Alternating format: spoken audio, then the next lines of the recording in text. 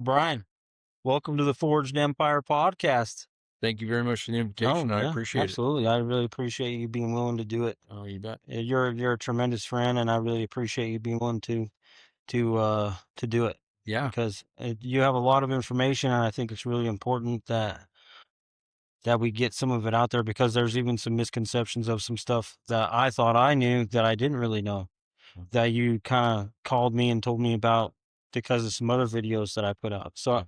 I'm looking forward to correcting some of that and kind of getting into your story some. Yeah, you bet. And just a little bit about you for the audience and stuff like that is you started shoeing. You went to horseshoeing school in 1986. You made the American Farriers team in 2022. You're a big part of the CSU podiatry program, and you're big on the vet and farrier relationships. I remember being working for you and noticing that you were really good about being able to communicate with not only the client, the trainer, and the veterinarian.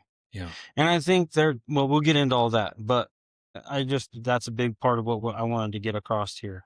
And you shoot primarily English disciplines, and you're married to your wife, Londi. You're a father of four, a grandfather of two, Yeah.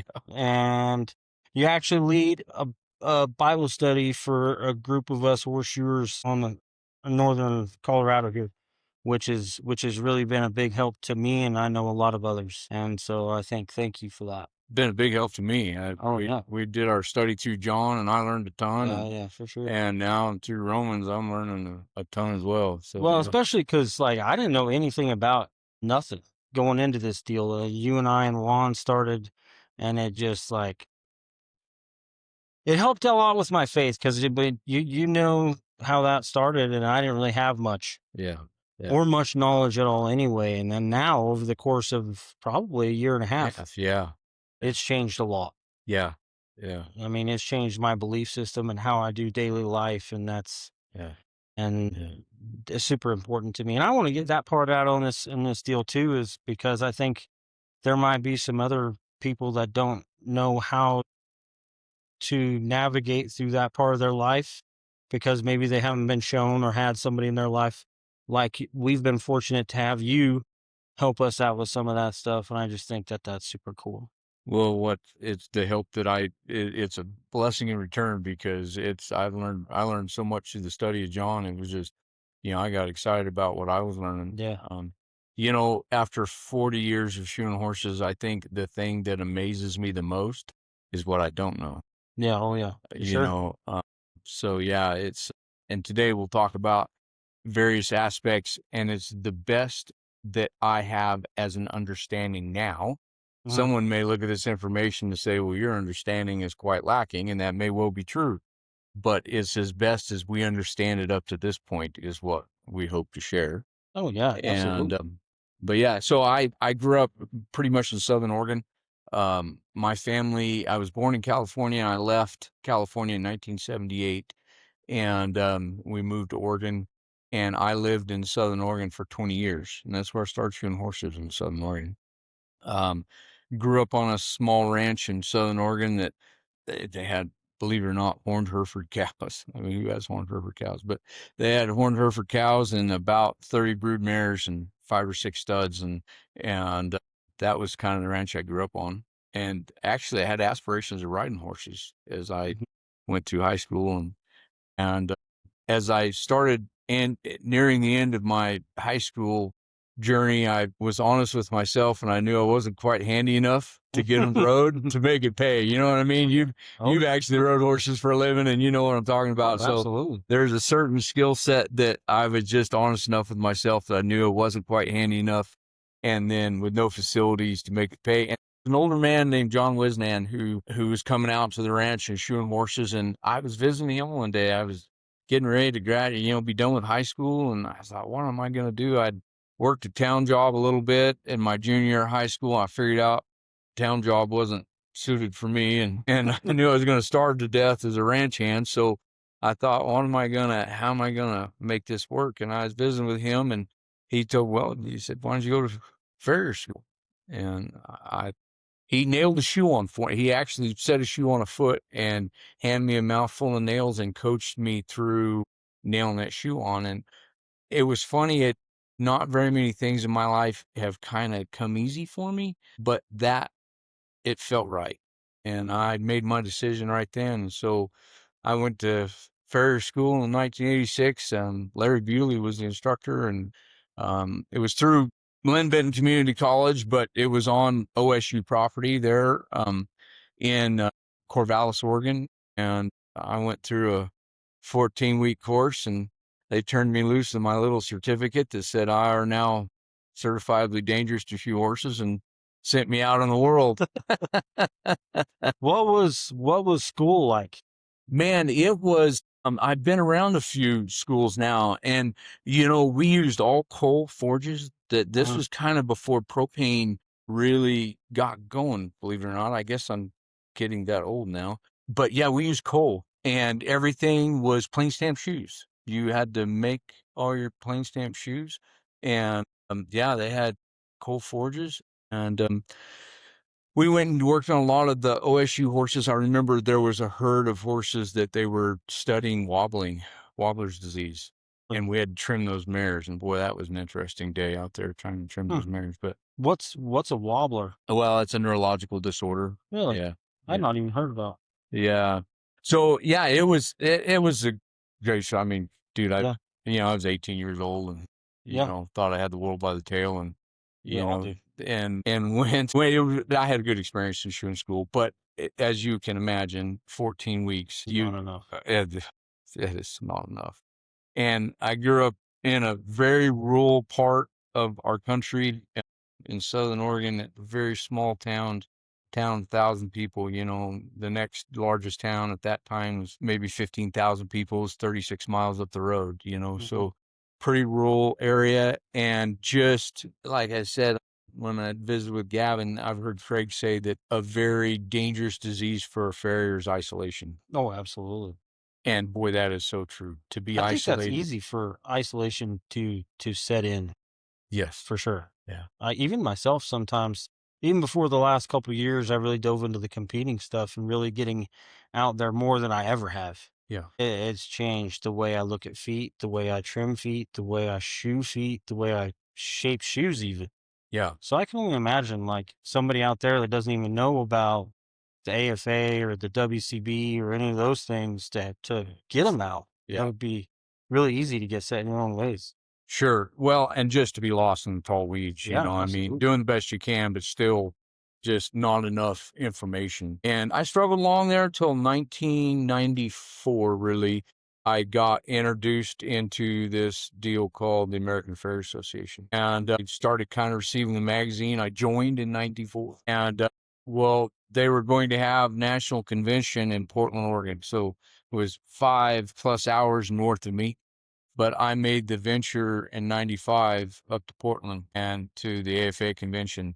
And I was the proverbial country bumpkin that went to town for the first time. It was just like, there was so many people that at the time when I started shoeing in 86 in Southern Oregon, people weren't real friendly.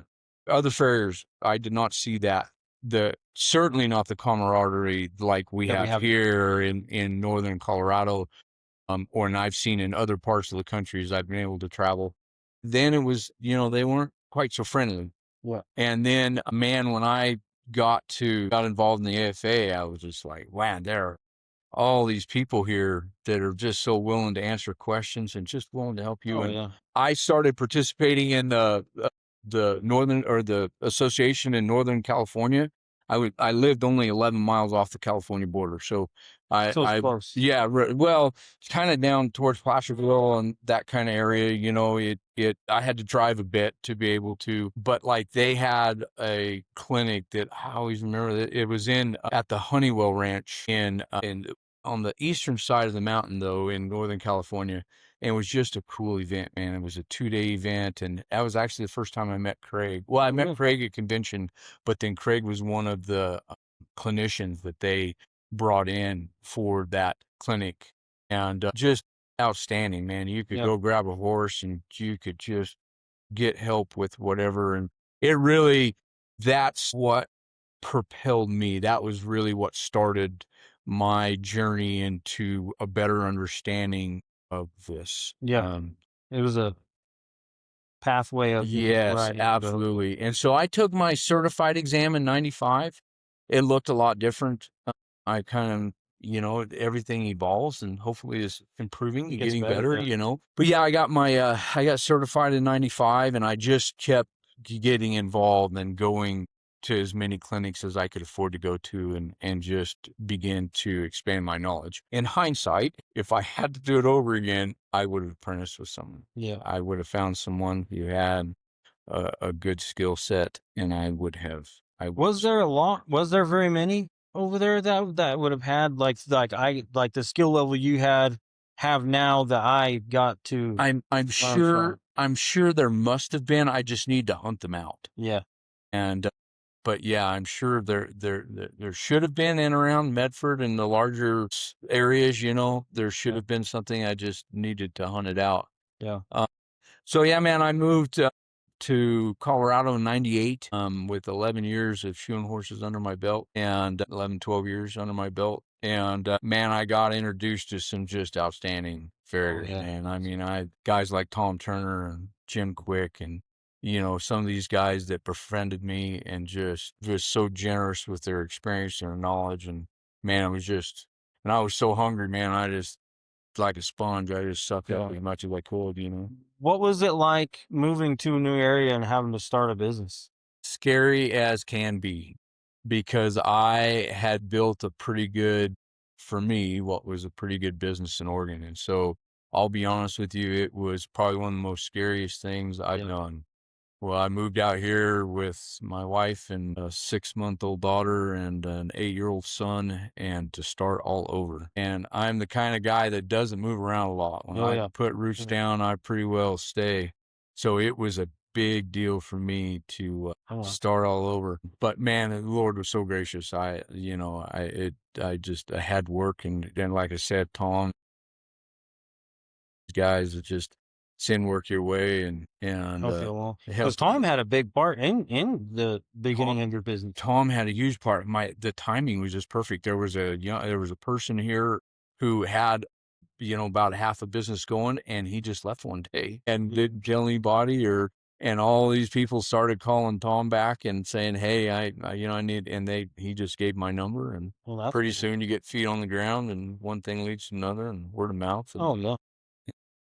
That's pretty cool. Yeah. And Jim was around. Jim helped you, and Jim are really good friends. Jim has been a very, very good friend to me. He really has. He's such a highly skilled guy, and kind of left his shop door open to come down there, and we've made some draft shoes together and, done some different things. But really, both those guys, there were other guys. Trey Green is another one that was here when I moved here. And actually, I folded my first shoe with Trey. Yeah.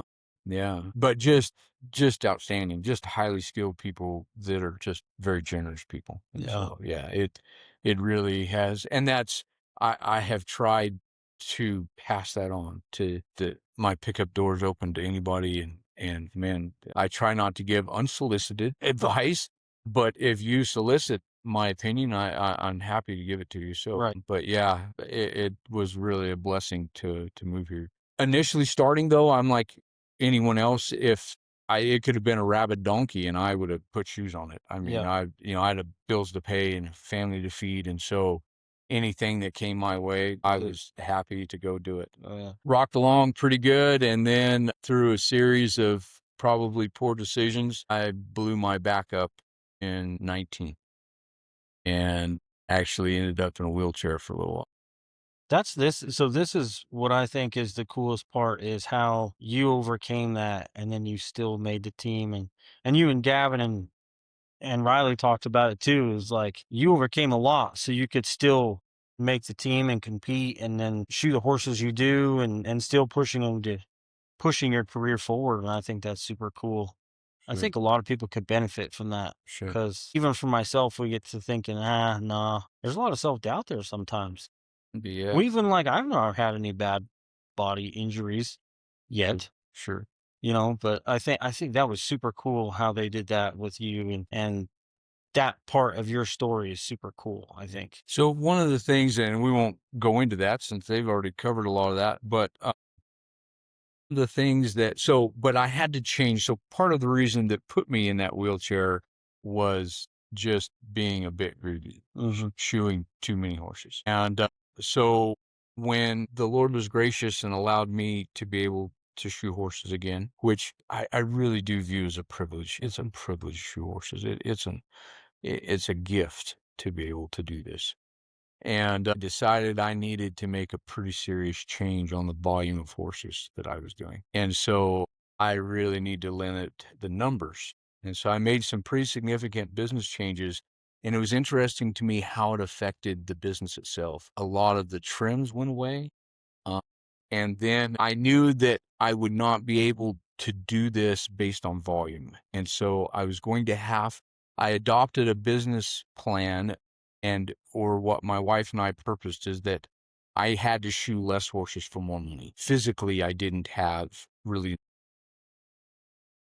And so there was a drastic increase in my pricing structure. In some places, I doubled what I was charging. And so it was funny how that dynamic played out in the business part of it. And this is how it perhaps gets to the vet fairy relations. And so it ended up, because of the pricing structure, the average horse owner probably didn't want to pay that to have just a simple shoeing job done, on your average horse. And so then it started kind of snowballing or morphing into a lot more horses that had problems. Right. And that I wasn't actually seeking that out. So it wasn't a thought process where I said, okay, I want to work on every cripple in northern Colorado. That was not my thought process. My thought process was I needed to shoe less horses for more money. That was my thought process. But what ultimately happened is that's kind of what it boiled down to, is that I would get horses that had some fairly significant lameness issues and try to sort that out. And in that process, it forced me to work with other professionals to be able to get the job done. I figured out real quick, this isn't a Lone Ranger scenario. I needed a veterinarian's input. Absolutely. I needed their imaging. I needed lots of times the drugs to be able to have a painful animal to be able to be worked on. So, and needed their insight. And because we're trying to figure it out, I can't tell you exactly what's wrong with him, but we can work through the process. So to work through that process, there needed to be a collaborative effort by everybody, trainer as well, Right. to be able to find a solution. And over time, really purposed to keep someone's confidence. So I really purposed to not allow a client or a negative situation to where I would throw somebody under the bus, if you will. Oh, yeah. Went out of my way to, to not allow that situation to be produced. And oftentimes there can be some real pressure. One of the things that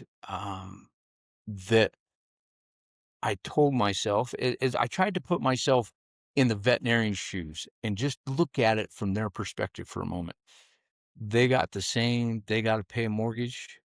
They got pickup payments. They got equipment payments. They got all the same pressures that we have as a farrier. And then they have an owner who is applying pressure. And oftentimes, you've seen this scenario so many times. I call it trying to make a silk purse out of a sow's ear. They have a horse they want to jump that does not have the athletic capability to do what they're asking the horse to do. Absolutely.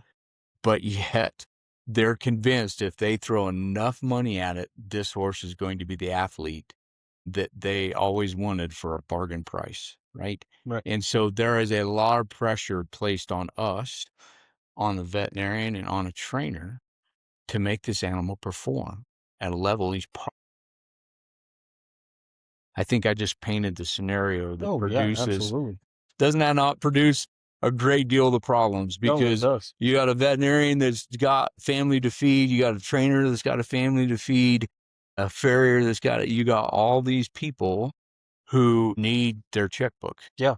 And really, I mean, and so there are pressures that are applied that can be pretty demanding, really. And if you're not careful, they'll get you in a situation to where you're just not communicating one-on-one with a veterinarian or one-on-one with a trainer. I think that's where, like, there's some real confusion happens there if there's not that communication. I know that's happened more times than not for me. Absolutely. It's The the latter. worst thing in the world is, people have often talked about the telephone game, Mhm. where you sit in a circle and somebody whispers something and whispers.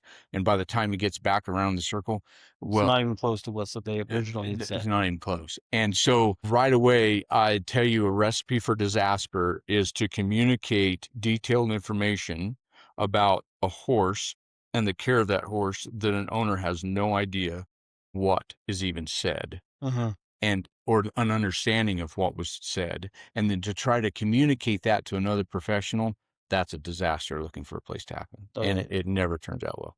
And in our day and age of cell phones, man, there's just no reason why you just don't speak to the veterinarian directly. I think that's where, like, I've gotten to the point where now, if it's one that will communicate with me, I will absolutely call them. Sure. And most of them that I deal with now are also the same ones you deal with. Yeah. Most of them are really good about answering the phone and visiting with you about what is going on with the horse and stuff like that. So that way information doesn't get That's right. misinterpreted. That's right. That's right. Yeah. So I don't ever relay information through an owner. I speak directly to a veterinarian or to a trainer and just have that one-on-one. And through the process of doing that, though, you build a relationship with people. Mhm. And if you can establish some trust with that person, that they would believe that you would have their best interest in mind. You're not out to get them or to undermine them. And if you can just begin to have that little bit of trust, man, I've established some relationships with veterinarians in my area. Man, they ask me about myself and my family and mean it. I Yeah. mean, I've developed friendships with these people, Mhm. and so much so that there's not that ever a doubt that I would throw them under the bus. And Yeah. they just know I would not do. Yeah. I would not compromise that. And when you have that kind of trust, and all of a sudden there can be a collaboration that really can get something done. Yeah. Yeah, I mean, you can really have some success in what can be some really difficult situations. I mean, the veterinarian doesn't have a crystal ball either. No. I mean, he's doing his level, or he or she is doing their level best to figure out what is the issue. And there's a lot to it, Yeah. really. I mean, they're trying to figure it out just like we're trying to figure it out. So I think for me, a lot of it has been just looking at it from their perspective and remembering they're a human being that has the same pressures that I have. And some people deal with those pressures better than others. Yeah, absolutely. So yeah. No, I think that's good because there's been numerous times where I just get so frustrated because sometimes it feels like sometimes from the client has such high expectations that it's like, man, this actually is not possible. Yes. Yes. Or like, okay, if we change XYZ, maybe with some radiographs and some other stuff, we can do some of that or get close. Yeah. That's where Oftentimes, the one phrase that'll piss us off faster than anything is that, "Whew, you think you could shorten his toe and set that oh shoe back?" gosh.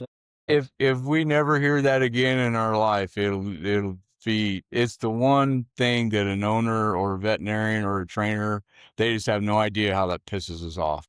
Well, I think It's it's the go-to. It's the yeah. first thing that they're like, well, that just looks like that's what the problem is. And that's what I would say is that gets thrown out there because there's no other we actually don't have another answer.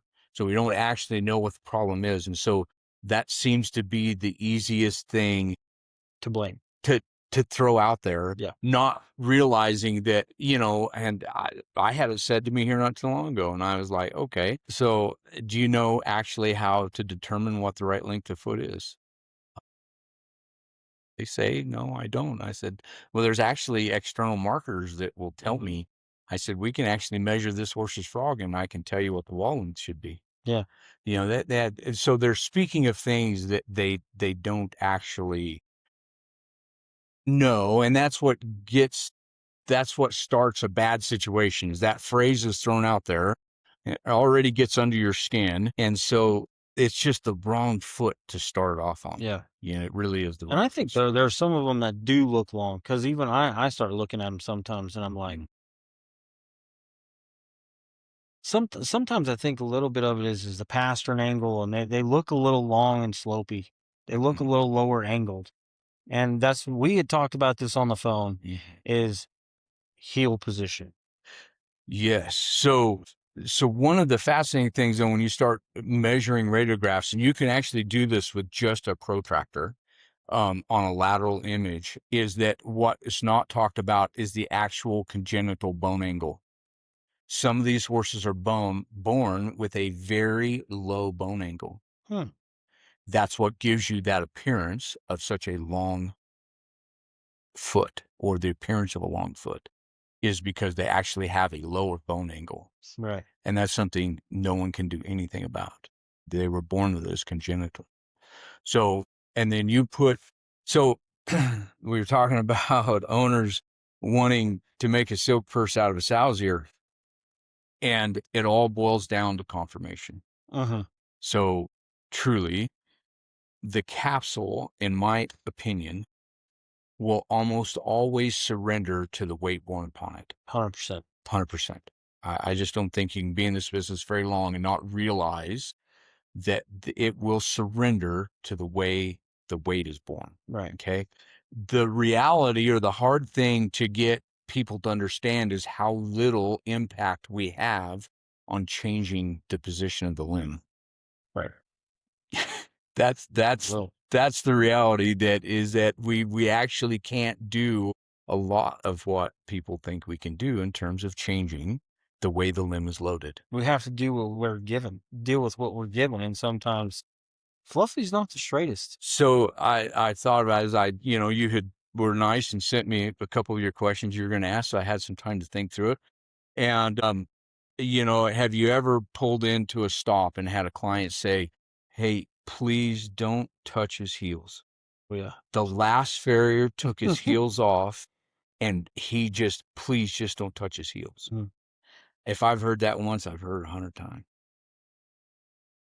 And so what I began to do in myself is I said, I want to be able to answer that question. I can answer that question with anatomical facts as to why it is doing what it's doing. Okay. So that horse that has crushed heels will generally have a foot. The capsule is in front of the weight being borne on it, right? So the weight is being borne caudally, or the hind limb, the plantar aspect of the foot is bearing an inordinate amount of weight. Okay. Right. Because it's out in front of the limb. Right. Right. So what happens internally, and again, this is my best understanding to where I am at this point in my career. So on the solar corium of a foot, there are what's called papillae. And there's a cone-shaped papillae that comes out of the corium, okay?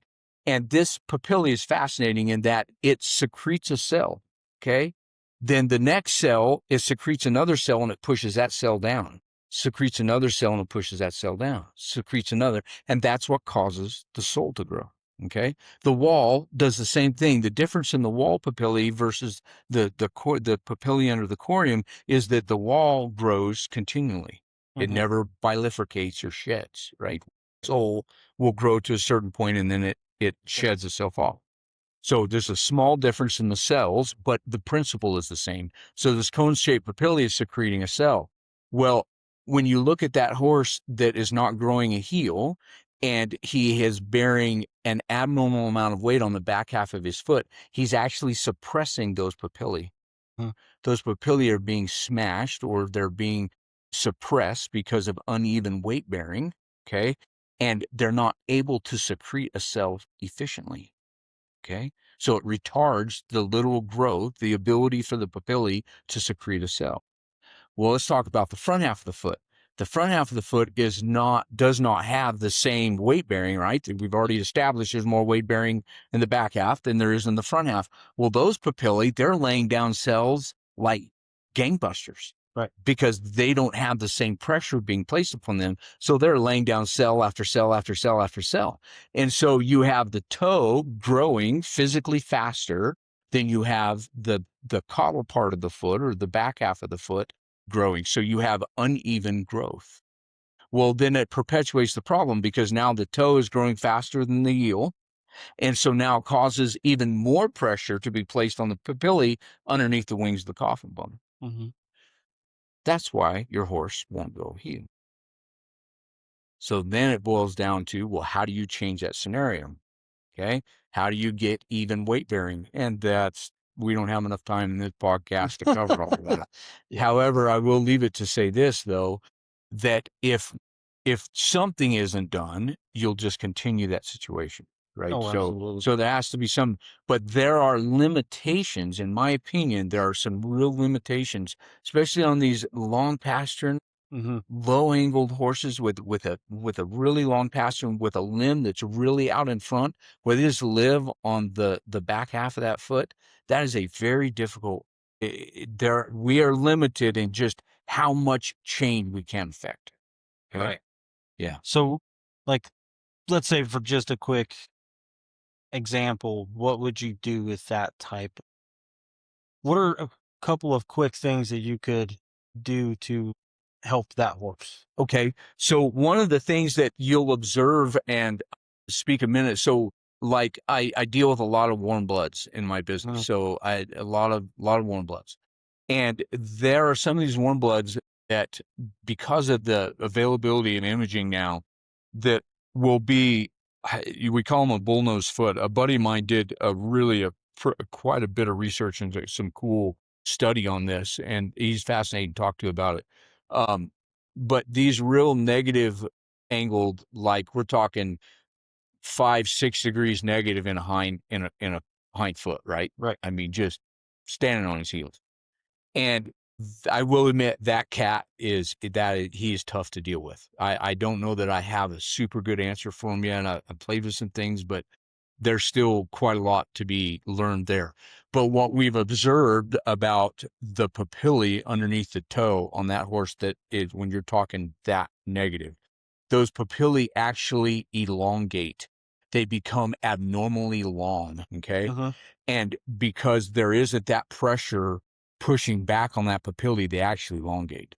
And so you really need to transfer that weight up onto the front of that foot so that those papillae will begin to return to a more normal or healthy length. So basically transfer the weight somewhere else. Yeah. So yeah, we've got to get the weight off of the papillae underneath the wings, because he's beating those to death, and getting up onto the papillae onto the foot. And so they're generally on those, and let's go back to a forelimb, our original long toe, low heel, where he's crushing his heels. One thing that changing angle will do to that horse, first of all, here's where you need your veterinarian friend, because what I've discovered is that they will only let you raise angle. Every horse is different. So what I do is I get them on the blocks with a plate and a generator setting there, and I start slipping wedge pads just underneath the foot on the block, and I start incrementally raising angle until I see him default to his fetlock. As soon as you start to see his fetlock come down, you have to stop. And some horses, that might be a little 1 degree wedge pad. And you'll see him default to his fetlock. Well, as soon as he defaults to the fetlock, it is pointless to continue raising angle. So that's why raising angle on a horse without having imaging available is really dicey. You're really guessing, and you may be guessing really wrong. So the whole just wedge them up thing. Oh man, this is where I think some of that has gotten to be one of the things, a thing of the past, like, because it's like it doesn't always do as much as we think it does. It does not. Because that horse might not take any. He may not. Because he might compensate with the fetlock. Right away. Might not just go right. And you'll see it because the distal end of the second phalanx begins to subluxate forward in the coffin joint. As soon as he begins to default to his fetlock, you lose that bony alignment. Well, if you just arbitrarily get this prescription that says, hey, put a 3-degree wedge pad on him, you may be really causing some significant damage. And like you and I have talked about in the past, you may be able to change load, but you can't dissipate load. Right. So if for every action, there's an opposite and equal reaction. So if you are unloading, so when you raise angle, you would be unloading the deflexor tendon. Right. Well, that load didn't go away. You simply transferred it to a different set of structures. Absolutely. And that set of structures you transferred to the superficial and a suspensory ligament. So right away, you just arbitrarily start raising angle on a horse that maybe has a weak suspensory. He's not going to like you too good for that. Yeah, absolutely. Oh, absolutely. I've seen that multiple times. Yes. To where we almost have to, like drop, take it back off. And even then we have to doctor the suspensory. Yeah. So because we just created another problem. And damage like upwards to the head of the suspensory, it can be a 6 to 8 month recovery time. Yeah. You can bow at horse's tendon and be back to work in 6 to 8 weeks. Yeah. Right. So, this idea that you just without any radiographic information. So here's where that camaraderie, and that's where you work as a team, and then you can set the horse up to how to best get as even a load bearing as you can, take the pressure off of those papillae that are being beat to death under the wings, but not cause other problems, not going so far that you jump out of the pan and into the fire. Yeah. And that's what I think happens a lot. I know there's a veterinarian in our area that just hands out, 3-degree wedge pad, suck the toe back and put a 3-degree wedge pad on there. No imaging, no. I'm also very fortunate that I get to deal with some really handy veterinarians, man. Oh, absolutely. I have some people that I work with that are just highly skilled people, and it's just a pleasure to work with them because they are really skilled. And so just like there are farriers that may be more or less skilled, there are veterinarians that are more or less skilled. Yeah. So you kind of have to pick, and then what I find though is one hand washes the other. If client's having trouble and there's not any availability or not able to work with that particular veterinarian, then you generally will gravitate to who you work with. Oh yeah. And so, I know that's happened to me in the past too. And it's even set my business to where I try not to work for people that use those type of veterinarians. Yes. Because it just causes issues. Yeah. And I think the trainer also needs to be a big part of that too. Absolutely. And I think the trainer also needs to understand the horse's conformation too. Because I think sometimes they don't always. They just ride and they're like, well, why isn't he doing X, Y, Z? And then, but I think that's where it's super important to try and build a team. Yes. And that's what I wanted to do with this deal is bridge the gap between farriers, veterinarians, and trainers and clients, because there's a huge one, I feel. Yes. Yeah. Because not all of them are really willing to play ball sometimes. No, not at all. Not at all. Or they just have so much pressure. I see trainers a lot of times in a position to where they're trying to get an animal to perform at a level he's probably not able to do, but they got bills to pay just like everybody else got bills to pay. And so I always try to look at it from that person's perspective, and it helps me to understand. Sometimes it helps me to absorb some things, some comments or some things that are said, and not maybe. I think sometimes we need to be maybe just a little thicker skinned. Well, that's even not be so thin skinned, Because sometimes I can be, and then my ego gets in the way, and then I'm getting, yeah. And it's like, well, like you said, when you think about it from their perspective, maybe they're dealing with something you know nothing about. Oh man, there may be some real pressure placed on them from an owner that's Absolutely. already dumped thousands of dollars into this situation, and they're wanting a certain level of performance that in reality probably isn't going to happen. Yeah. No, I've definitely tried to really work with the trainers a lot. Like, hey, what are you feeling? What do you need? What what do you think would make a difference? Is everybody going good? And that helps out a tremendous amount. sure, I sure. think because I think that builds they have a lot more trust in you if you do Yeah, that. I yeah, feel like. yeah, yeah. And I think it's just super Mhm. important. And the vet on top of it, if you can get all together, it just makes a situation that can't be beat, Absolutely, absolutely. Yeah, because then if you're all together, then the client's sitting there going, well, they're all agreeing, they're all working together. yeah. And maybe just this horse ain't going to be able to do what I Sure, thought it would sure, be able to do. sure, sure.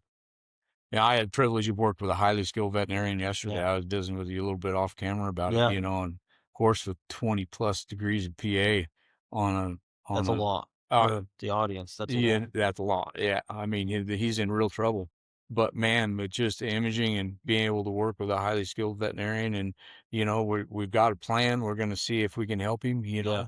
we won't get into all those details, but it was cool to see the collaboration between two professionals just trying to help the source out. Yeah. You know, See, that's what I think it should be across the nation. But also, I will say, like, I might get some flack for it, but farriers need to get better educated, myself included.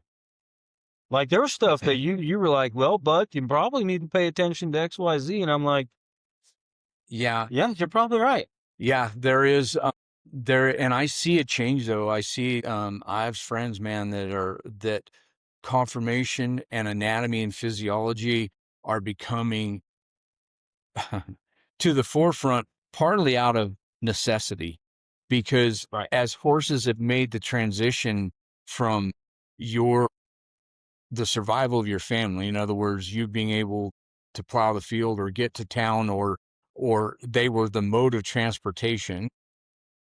When that was the case, I do think you saw better confirmation than we see now. They had to breed They him for they they had to, it didn't matter necessarily what his head looked like. or what It color was he was. or what color he was. It was important whether he could get the wagon to town. That was what was important. And so having 4 sticks that are properly centered underneath the massive weight that has to propel him was of far greater importance than necessarily the things that I think owners buy horses now like they buy trucks. They're more Yeah. concerned with what color it is than Does it have leather seats? yeah, yeah, exactly. So I will say that, I don't draw too many comparisons from studies of feral horses because I think that's really has gone what I think is an unhelpful direction. Well, I think now But it's just a recreational vehicle. one thing you can learn from feral horses though is that you do not have to have a sexy head or a cool paint job to make it to feed and water, Right. but you do have to have a pretty good set of wheels. Yeah. And if you don't, nature will weed you out very quickly out of the gene pool. Totally. And really, this will probably get me in trouble, but I'm going to say it anyway. As a nation, we could stand to have a really large spade and neuter clinic when it comes to horses. The confirmation on these horses is Right. just, I mean, and so, but there's a whole new set of problems that we as farriers have to deal with because of that trend or that change that farriers in the past did not necessarily have to deal with. The fascinating study in history is when you look at changes when cities got larger and more cobblestone began to go out to the cities as they got larger, then there were diseases that horses were beginning to acquire because of this very hard footing that farriers had to overcome. And you'll see that as you study shoes and farriers as over the centuries, it really has been some fascinating changes. And we're in another one where, we have horses with legs going every Yeah. different direction, but where they need to go. And I think even for myself, that's where I realized a lot of I'm lacking in the area of I need to know conformation better. Absolutely. And I need to know my terminology and all this stuff. The days of being able just to, well, that's the coffin bone are over. Yes. You got to be able to like kind of understand Mhm. the horse's conformation that's in front of you and that's why his foot is doing XYZ. Yes, and that like our conversation about why he doesn't grow a heel. Yeah. I mean, I can give you an anatomical, Classical scientific conformation. explanation of why he doesn't grow a heel, Yeah. right? But that's because of an understanding of anatomy and physiology and the inner workings of Mm. within the capsule itself, right? Right. We had a discussion about footing, and which it can always Yeah. be a touchy subject, especially for trainers. But again, this goes back to the wedging scenario in terms of you're transferring load, you're not dissipating load. So yes, you can change the way load is, or you can change different aspects of load, but you can't make the load go away. Right. Okay. So you can ask other tissues or structures to bear the load, but it's not going away. Well, in footing, because I know you had been told at a clinic and that you always want to keep the animal on top of the surface. Okay. Well, there's right away, I saw a problem with that because the natural descension of the heels of the horse's foot into a loose footing, that takes the pressure off of his suspensory and his superficial, because now they did not have to work as hard as if the animal was on top of the footing because you had descension of the heels, right? See, this is the part that I did not understand. Yeah. So he'll descend into his heels until his frog contacts the ground, right? Right. Well, but then what structure did that load? So in super loose material, in really deep loose material, and you have the toe that goes into the surface only so far, but the heels drop in, now you loaded his flexor tendon. So now his deflection tendon had to take more of a strain because it's being lengthened, or there's more strain placed on it because you have less descension of the fetlock, right, into the ground. So that's the thing. The further you take the fetlock from the ground, the more you strain his suspensory ligament and his superficial. Right. The further that fetlock gets from the ground. So it's not necessarily advantageous in all situations to have him on top of the surface. Right. Not at all. Right. Yeah. And what if, okay, so is that just like your regular horse that's going to go to the show, or the barrel horse that's going to go? What about the one that's dealing with, let's say, a navicular horse? We'll just use that one as a blank one. What are some things would help that horse in those situations? You ask a great question. So the navicular horse. So you have two possible problems in that area, and they can look the same, present clinically the same, but be two completely separate options. So let's define that first. The upright short pastern horse that has a forelimb that is behind him, that horse will have a navicular palpation, or could palpate navicularly because of the strain on the navicular ligaments. So literally the force being placed on that navicular bone, because he is short, upright, and behind himself, and doesn't descend into his fetlock well, he can absorb tons of energy. And so the distal end of the limb is taking up the brunt of that load, right? Now, let me paint the exact opposite, and the one that's more commonly thought of in navicular horses is the long-toed low-heel horse. Now, that horse is because of the amount of strain the deep flexor tendon is placing on the navicular bursa. So there's a spongy sac that secretes synovial fluid that protects the bone from the tendon. That's a very basic layman's. It's more complicated than that, but just as a general way to put it. So, and navicular disease in that situation often starts out as navicular bursitis. And that's what I was initially taught, that navicular disease was navicular bursitis. Well, that inflammation lays against the periosteum, and you damage the bone skin, and then the body begins to heal bone skin by laying down calcium. Well, you have surfaces that are articulating against one another, tendon against bone or bone against bone, and you lay down, the body's healing that inflamed area, the damaged periosteum, by laying down bone. Now you lose viscosity, right? So that long toe, low heeled horse is your kind of go-to navigator type 1. Man, you want him to be on top of the surface. You want the toe to drop into the surface, and you don't want his heels to drop into the surface. Because if his heels drop into the surface, now you've loaded what's already being strained in the long-toed, low-heeled horse, right? So then right away, your typical bar shoe would be very effective in that horse, just a straight bar shoe.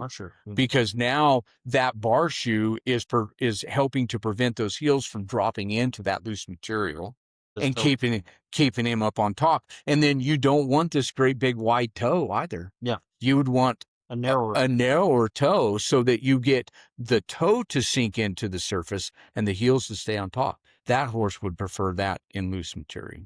I think that's what the conversation we had about that was like, okay. At first, I didn't really understand. I was like, well, you just kind of blew my mind on what I thought I understood.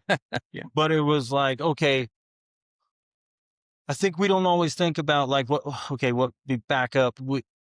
What we put on the horse, well, that has a cause and effect, right? Well, depending on the footing that bugger's going to go into will drastically affect it. So I was starting to think a little bit about, okay, if I put this horse in XYZ, what footing is he going to be going in? Yes.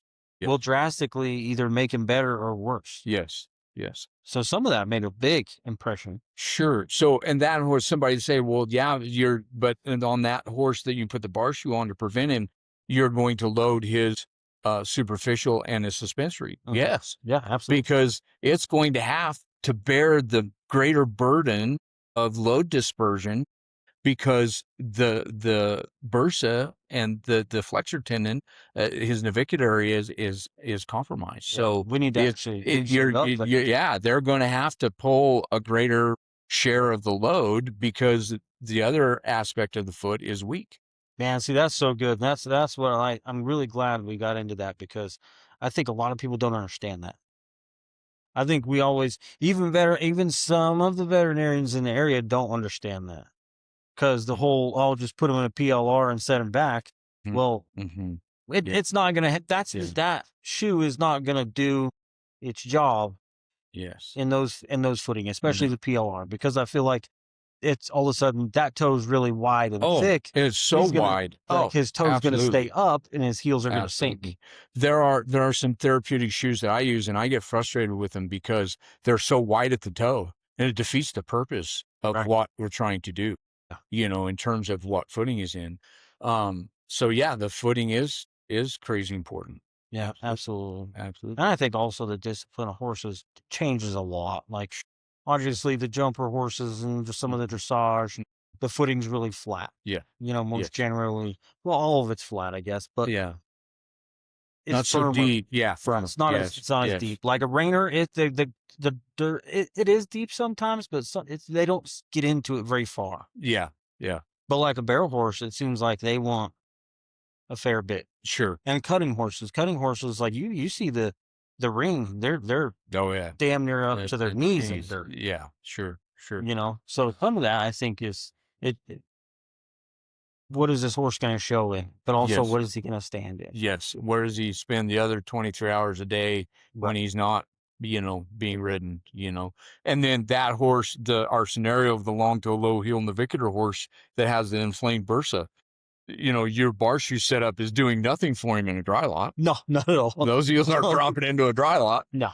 So that's not, it's not helping him in the slightest, but when he's in that loose surface, it would be beneficial. Well, absolutely. And that's when he's using it the most. Yes. Too. So I think that's, and I don't know how much do you think it really affects him if they're just standing there in the bar shoe?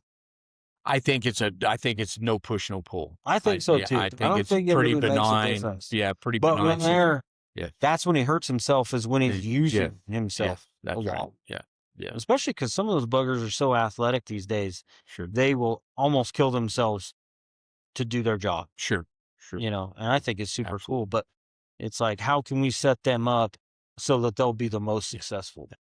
So, but now your horse that maybe has a suspensory type issue, and that's where the name out there like Denois, who's a veterinarian in France, who has done a lot with or has proposed a lot of terms of wide versus narrow, dropping a horse into a surface and keeping a horse on top of a surface. The horse that has potential suspensory strains, that horse, he does not want to be on top of the footing. He wants his heels to drop into that footing, Right. because that's what's going to lessen that strain Absolutely. on that suspensory, especially the branches, where you don't have that big dissension of the fetlock. Yeah. So there are all these factors. There's quite a lot to it. It really is. Yeah. And that's one thing. It really started making me think about, where's this horse going to go? What kind of footing is he going to be in? And I actually learned a lot from that. Mm-hmm. And even, there were some horses that went to a show and I was like, well, what's the footing going to be like? Do you know? And they're like, well, it's going to be about like what it is here. And so I'm like, okay, well, then he should be good with what he's got. Yeah, sure. So I don't know. I think some of those questions are good to ask too. Also, maybe the trainers don't think, maybe they do think about it. Maybe they don't. I don't know. That's been something that I just started asking. Sure. A lot of it too that we haven't, I don't know if we have time to touch on it necessarily, but is the slide phase of a foot. You can see a slide phase of just I'm not specifically talking about the reining discipline. I'm just talking about your average horse. With your naked eye, you can see that there is a slide phase to the landing of a hind limb, right? And I think it is a legitimate argument that there is a bit of a slide phase to the forelimb as well. They want that. There is a little bit of give to that forelimb as it lands. And so certain footings, like fiber type footings, I've seen some slow imaging of racehorses in really heavily fibered footing. And man, there is no slide phase in that stuff. So, and then the other thing that will be talked about as they become more and more prevalent are composite type shoes, these plastic shoes. Right. Because of the greater ability to wear, or the amount of traction that they possess, that there's no slide phase there. And I think there will potentially be some concussion-based diseases that I would think so, because it's like our shoe when it's on the ground. Sometimes it doesn't have much slide. No, it does not have much slide. So just think it like you put that on a horse's hind end. What's that do to their hocks and stifles? Yeah, I won't, from a farrier standpoint, apply composite to a hindman. Yeah, I think that's so either. I think you're asking for disaster. Yeah. To a hind limb. But I think even a forelimb, there is some legitimate argument there that there is a loss of the slide phase in that, with the amount of traction that's possessed there. So the other thing is that I did not really understand was center of rotation. yes. So man, the foot mapping thing, people, I don't know, I think as human beings, we tend to take stuff to the nth degree. And I'm not necessarily a proponent of this hoof mapping thing, because it's just crazy. I see some pictures and it's like, there are so many lines from everywhere. It's just, a bit ludicrous. But there are two basic that we talk about. And one is Duckett's dot, which is 3/8 of an inch behind the tip of a frog. And it is a point of balance, but it is not the center of rotation. Okay. See, I was missing. Yeah. So center of rotation. So let's define what I'm saying center of rotation is. If you were to drop a plumb line through a lateral view of a horse's lower limb, his foot, you would bisect the condyle of the second phalanx. So the end of the short pastern bone, you would divide that with a plumb line. Okay. That, in my mind, is center of rotation. That will typically, on the average horse, most things being equal, that will typically be slightly in front of the point where the bars terminate or begin, however you choose to view that. So that's an interesting point in a horse's foot. The bars, no matter what disease occurs to the horse's foot, that point never changes. You can distort frog, you can distort all other aspects of the capsule, but that point in a horse's foot is static. Mostly because it's determined by a lamina bed. So it has an attachment to the wing of the bone via lamina. So it's a static place. It doesn't move on you. So generally, in my experience with the amount of imaging that I get to see, and I'm very fortunate, I get to see a lot of radiographs. I get to be around a lot of imaging at where I'm at in my career. And I kind of put a mark, and I really pay attention to see where that lines up. It will generally be slightly in front of that point, which can oftentimes line up with the widest point of the horse's foot. In a hind limb, I think it's very consistent that the widest point of his foot will line up. If you draw a line from where the bars end or begin, whatever camp you're in, that will generally be the widest point of his foot. I think some forelimbs, it can vary slightly. It can be a little bit behind the widest point on a forelimb, depending on that horse's conformation. But center of rotation or center of articulation will generally be right there, just in front of that point where the bars end or begin. Yeah, so, which is different than ducket stock. Yeah. But if you find ducket stock, you find where your bars terminate or begin, you split the difference, you're mostly going to be in the right in between there. And that generally should be the widest point of your foot as well. How important is knowing where center rotation? Oh, I think it's huge for me, because that's where I begin to balance from. So that's how I determine toe length. That's how I determine how the foot, I want to know where that point is. And I will find it each time. Yeah, I think even after our conversation about that, I even started looking at it a little bit more of that. Yes. That to gauge that's where 50-50 off of. Sure.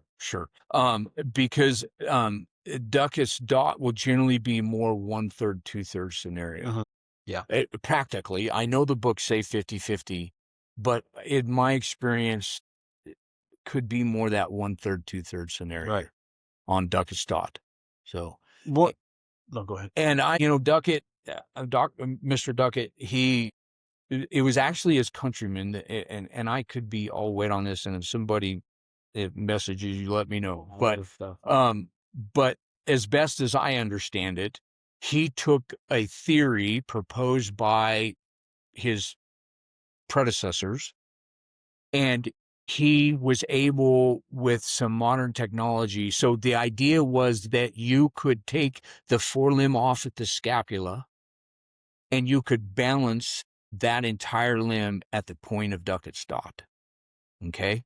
And Duckett was able to prove the theory that his countrymen 100 years before him knew or had the idea of. So that's kind of the little bit of my understanding of ducket stock. But that's not center of rotation. That's good to know. I think maybe there might be a lot of people out there misunderstanding that. Yeah, that's not center of rotation. You keep mentioning radiographs a bunch and how important they are. In a shoeing cycle, when is the best time to get a radiograph? No, what a great question. I want all of my horses are on a 5 or 6 week schedule. So I try not to have a horse go longer than 6 weeks. So 3 weeks, man. If you're going to get me, that's the zenith. So we started off maybe a little in the shorter category. We're going to end up in the longer category. I want to know what 3 weeks was. Yeah, I think that's because that should have been the zenith. That's when things should be perfecto. What we were trying to achieve should be hit at 3 weeks, right? Because we have an apparatus on the bottom of the foot that is preventing wear. So in a perfect world, rate of wear would be equal to rate of growth. That would be what the good Lord would have designed them to be. Right? And then when we talked a little bit earlier about papillae, we talked a lot about solar papillae. Let's talk about the papillae that generates the wall growth. And so I've had an opportunity to do a half dozen of these wall ablations in severely laminated horses where basically that part of the foot is lost blood supply and is beginning to die because of the amount of pressure that's being placed at the coronary band. And we'll come in and basically cut a smiley face. So you basically do a wall ablation. And you'll literally, and when it has been without blood supply long enough, it will literally, you'll cut that and it will just pop right off. That whole piece will just pop right off. And the papillae will deglove out of the horn. And you'll actually see these finger or hair-like protrusions that are the papillae that's secreting the cell, right? That's causing the growth. Right. And you'll actually And I've been taught to orientate those papillae back down in a downward fashion because you don't want them, you want them pointing back down again. And then, so when laminated horses and they have a laminar wedge, right? They have that dead part of the lamina that's at the front of the foot. Well, those papillae have actually been bent. So the reason it's growing over is because those papillae are not exactly orientated in a downward fashion anymore. So they've actually changed the way they grow. Huh. Right. And so, but when you see those hair-like projections, there's a company called VetRay that makes some imaging equipment. And man, it is so cool to see, man. When you see a venogram with this, and the imaging, the advances they've made in imaging is just incredible anymore. It's just crazy to You me. see so much. But you can literally see solar papillae in just a radiograph from this unit, and you can just slightly blow it up a little bit, and you can literally see the papillae, solar papillae, with a venogram. Yeah. And you can literally see how they're orientated. It's pretty cool, really. Oh yeah. I think the radiographs are the easiest, cheapest tool. They are a tool. They're a very helpful tool. So like we talked about, you start changing angle, man, I want a plate in the generator. If you're going to ask me to start wedging things, I want to see what I want to see when he defaults that fetlock, because it is pointless, absolutely pointless in my opinion, to keep going, raising a horse's angle when you're just subluxating the distal end of the second phalanx. Yeah. It's just pointless. You're not gaining anyway. You're just stressing tissues that don't need to be stressed, and you're not gaining anything. Right. So this arbitrary idea that you just have this blanket prescription is just, it's really archaic, quite honestly. Well, I think there's just so many tools these days. Why not use them? Yes. Why not try and do a little bit more investigation to figure out what we've got going on, instead of just, sometimes it feels like we're just throwing noodles at the wall to see if they stick. And and like we talked about a little bit in the beginning about lower bone angles. You take a horse with a low bone angle, with a little bit out in front of him, he will not accept very much wedge. You start raising angle on that horse with a naturally a congenital low bow angle, man, he will not take much. I mean, he will default fast. And then here you got people throwing the moon at him, and he has a low bone angle. He's just not going to accept it. It's just not going to work, right? So it's important. I think you said it earlier, man, farrier, we got to get better about anatomy and physiology, man. We got to know what we're cutting on. We got to know how it works, how it functions. And I'm continuing to expand my understanding. Like I said, I'm amazed at what I don't know after 40 years. Well, I think that's what's been so motivating tonight. I know not only myself, but like me and even Juan have talked about this, is you've been shooting for 40 years and you're just, I think you're more excited now than you were probably even, I don't know, when I worked for you. Yeah. 6-7 years ago. Yeah. When you and I worked together, I was still shooting a lot of horses. Yeah, so it was about getting to the next one. And now I'm kind of towards the backside of my career and I don't have to do quite so many. It is exciting to me. I do enjoy it. I still enjoy the challenge of fitting every day. Yeah. Which I think is good too. I think if you can find those little bit of enjoyment out of this trade. Absolutely. It's a hard job. It is. But if you can find those little pieces of enjoyment, I think it makes it a lot better. So, but I have spent a lot of money to educate myself. Yeah. I spend a lot of money going places and going to people who are experts in certain areas and getting the anvil as well. I mean, that is such a huge part of what we do. And so I have pursued that. I've tried to pursue every aspect of it. And really, man, you're never going to arrive. So you might as well just keep swinging for it. No, yeah. Well, I think that's the thing is some of that, I'm in my own world all the time. Yeah. Sets in and you do think that you have arrived. Yeah. And some of that is like, "Nah, dude." I've had those times in my life, and that's Me generally too. Me too. generally when you get there, you're about to hit the wall. So Oh, it's man. there's going to be a horse that's going to come along that will tell you you ain't got it figured out. Yeah. Well, I think we already answered my next question, and that was my next question is what can farriers do to so that we can be yeah, that's not gonna be right. But so we can what can farriers do to better the veterinary farrier relationship? And I think what you just said, we just talked about getting better educated Yes. is a huge part. So I think because I have spent some time to understand what I'm trimming and what I'm putting shoes to in terms of anatomy and physiology, that I am given some respect that from other professionals because of my knowledge.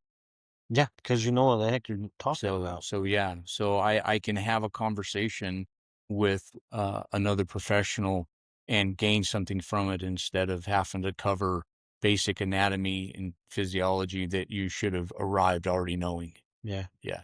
I know that's I decided I'm gonna dump a lot into my education as far as anatomy and biomechanics and physiology and all Yeah. that stuff Yeah. is because I think I'm lacking in those areas. I tell you, it's really rewarding. It is, man. The Lord's design of the horse's foot. It is absolutely amazing. Mhm. The amount of stress and force that can be placed on that and it not come apart. Right. And so it really can get exciting when you start really trying to understand how this thing stays together Right. and doesn't just literally explode when it hits the ground is, and then you start getting in one of the things that of man that helped me a great deal understand some things, Dr. Redden. Mhm. It really helped me to understand some things about how flexural muscle plays Mhm. in terms of what it does to the bone. So flexural muscle, flexor tendon, which is Yeah. non-elastic fibrous tissue or has a limited amount of elasticity, thousands of strands of sinew, a cord of many strands is not Right. easily broken. Proverbs will tell you. Well, that's a tendon, right? So it's a piece of God-made cable that is attached to a muscle that is attached to a bone. And that muscle receives an electrical impulse from the synapses, from the brain to the synapses that causes those muscle bellies to shorten.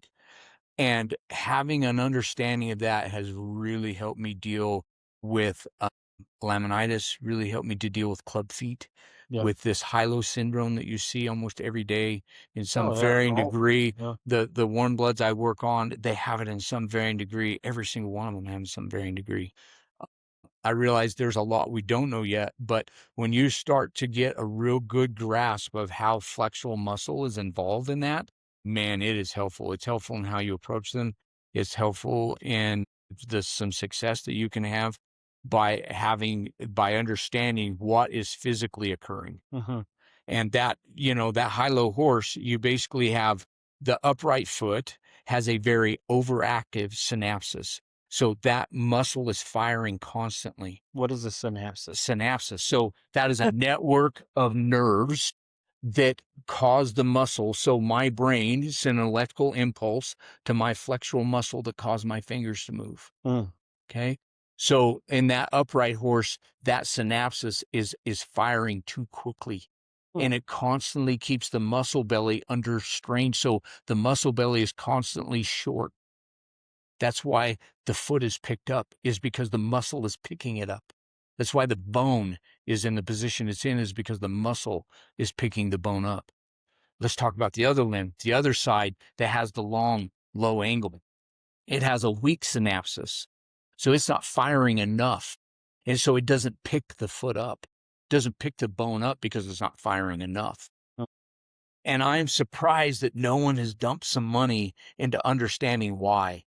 There have been some there's been some things propagated. One, like the study of the foals in Kentucky with 1 foot back and 1 foot forward. Is that what's causing this high-low? I think that's potentially one small answer, but that's not the whole picture. There is a congenital component to it. There is a genetic component to it in terms of it is hereditary. So that's part of it as well. But we don't really understand why there's this lax in one and this over flexion or firing in the other. We don't yet understand what is going on there. Yeah, We actually know they've actually looked at the various fibers. So the low foot has a long linear fiber with a weak synapsis. The upright limb has a very cylindrical or teardrop shaped fiber that has an overactive synapsis. So we understand physically what's going on, but we don't necessarily know why the body's doing that. Yeah, because there's a lot of them that are high-low. Oh, I mean, in the warm bloods, man, you'll see it constantly. Yeah. In some varying degree, constantly you see that. And generally trying to make them look like each other is a really bad plan. I'll just tell you that. So Where this kind of, but where do you see your career going now? man, I knew you were going to ask me this question, and man, I'm just going to drink it up every day. I just love what I get to do, man. And I don't know, I'm kind of at the backside of my career, really. I mean, I hope to make 50 years as a full-time farrier. That's my goal. I can retire in 10 years if I wish from full-time farrier. I don't want to, though. I hope to do it till I shovel dirt in my face, but maybe not do it to the extent that I'm doing it now. But I just continue to dive into how conformation affects load and how to and then how to overcome some of those things. Always trying to keep within reason that there are limits on what we're able to do, but pushing those limits, if you will. I've messed with some of the mechanical things, like some mechanical approaches the last couple of years. I've kind of delved into some of that, and there are positives and negatives to it. And, I just begin to keep sorting it out. I still want to swing a hammer. I still have some things I'd like to do. I love to compete making shoes. And so there are some things that I still want to accomplish there if my body will hold up. So, but yeah, I'll just keep trying to learn every day.